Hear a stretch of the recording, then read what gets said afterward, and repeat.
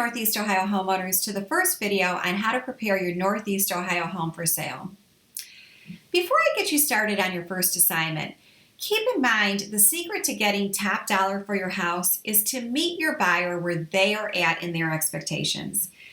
In other words, in preparing your house for sale, we are going to elevate the house to what a buyer would expect a house to be in for your neighborhood and for the dollar amount that you want. So the first thing on the list in preparing your house for sale isn't going to take much work, but that doesn't mean that it's going to be real easy either.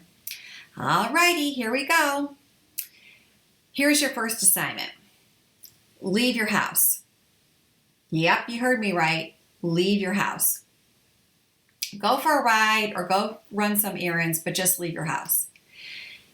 Pretend that you have an appointment later on to see a house you might want to buy, and that house is your house. And then when you return home, you're going to look around it and look at it through the eyes of a buyer. And I know it sounds easy enough to do, but it's really hard to look at your own house objectively. It's so easy to get used to those things that might turn a buyer off. You know, like that dripping, leaky faucet that you meant to get around to a couple weeks ago that was so annoying, but as a couple of weeks has gone by and you couldn't get around to it, it's just become background noise. Well, that's the kind of stuff that can turn a buyer off. So your task is to put yourself in the buyer's shoes and try to think and feel how they would about your house when they see it for the very first time. And remember, you only get one chance to make a great first impression. So let's get started in putting your best house forward. Alrighty, you get to go back home. And as you go back home, pay attention to what you see as you drive up. You know, pay attention to everything. The street, the driveway. How does the landscaping look? How about the exterior? These are all part of a buyer's first impression. Did the drive up make you feel like you'd want to buy your house? Would the buyer be disappointed in the inside after they saw the outside, or vice versa? Maybe it doesn't, maybe the inside and outside don't match expectations. Okay, now we're going to walk up to the front door, and I'm going to ask you to do this with all the entrances to the house. Take a look at the pathway. Was it in good shape? Beyond that, was it actually appealing? Is the surrounding area of the doorway clean, or is it like icky, full of bugs and webs, like just a complete turnoff? Is the front door striking or just blah? Or worse, is it just in bad shape? Alrighty, now you get to walk inside. Stop, look around. Don't just go through the motions of walking where you normally would walk when you come home. Buyers won't just rush in. They'll pause for a moment. They'll take in their surroundings and get their bearings. What do they see in those first few moments?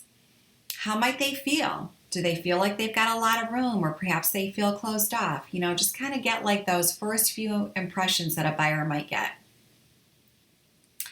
Now that you got your bearings as a buyer, walk around the inside of the house.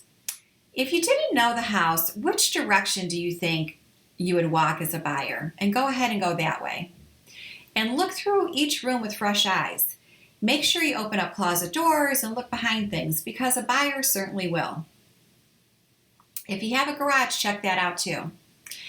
And especially if it's an attached garage, make sure you take a peek around the garage, because most likely that's the way you and a future buyer actually leave and come into the house. Alrighty, now if you have an attic, let's take a look up there. Is it brightly lit? Is the light switch or plug easy for a buyer to get to? Is it safe and easy to actually access that attic? All right, now do you have a basement? If so, let's go down there. Any funky odors? Is it brightly lit? How are the foundation walls? Are they in good shape? Or worse, is there moisture, water intrusion, or other structural issues? In other words, a fatal flaw for a buyer. After you've taken a look at the basement, let's walk around the outside. Buyers won't just see the exterior from the front if they're interested in the house. They'll want to take a walk around the entire house and property. So make sure you head outside.